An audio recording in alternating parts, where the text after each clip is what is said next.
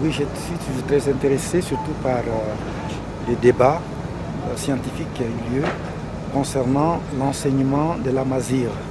Et comme vous le savez, la mazir, qu'on appelle aussi Tamahaq au sud de l'Algérie, Tamashaq au Mali, Tamajaq au Niger, c'est donc une variante de la mazir qui est enseignée chez nous. Et je voulais voir justement comparer les expériences de l'enseignement de la mazir au Maroc et les expériences d'enseignement que nous avons au Sahel, dans les trois pays dont je viens de vous parler, c'est-à-dire le Mali, le Niger et le Burkina Faso. On expérimente l'enseignement bilingue, donc tamazir françiste. Et l'expérience marocaine nous a paru très intéressante, surtout avec tous les documents qui ont été produits par l'IRCAM concernant l'enseignement. Et c'est une expérience très intéressante, enrichissante et qui doit être justement continuée en essayant de résoudre les problèmes qui sont restés en suspens, à savoir d'abord les objectifs et les finalités de cet enseignement et comment justement cet enseignement s'intègre dans les champs culturels, aussi bien marocains que dans les institutions royales.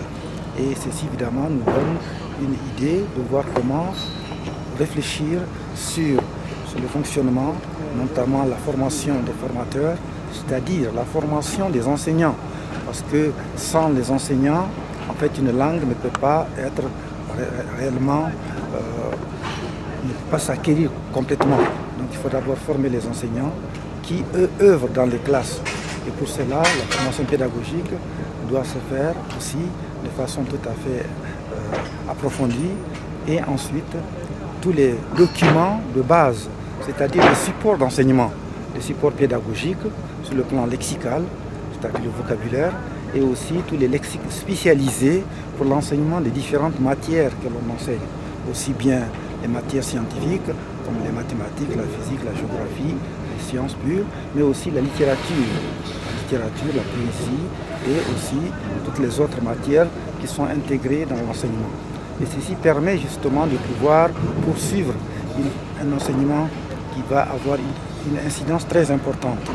Et c'est pourquoi nous sommes très intéressés de voir effectivement le progrès, un progrès tout à fait relatif concernant la documentation qui a été produite et aussi la mise en œuvre.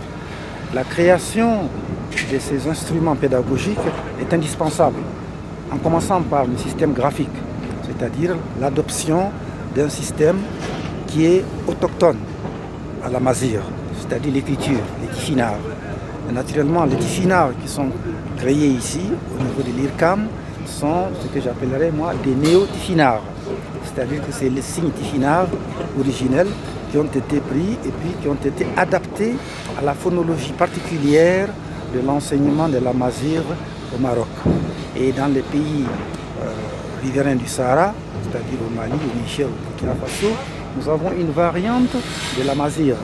Et évidemment, on a adopté un système de caractère qui est différent, puisqu'il y a le système traditionnel, qui sont les tifinards à base strictement consonantique, et vous avez les systèmes qu'on appelle les néo-tifinards, qui sont les tifinards de création moderne, c'est-à-dire ceux qui sont enseignés ici.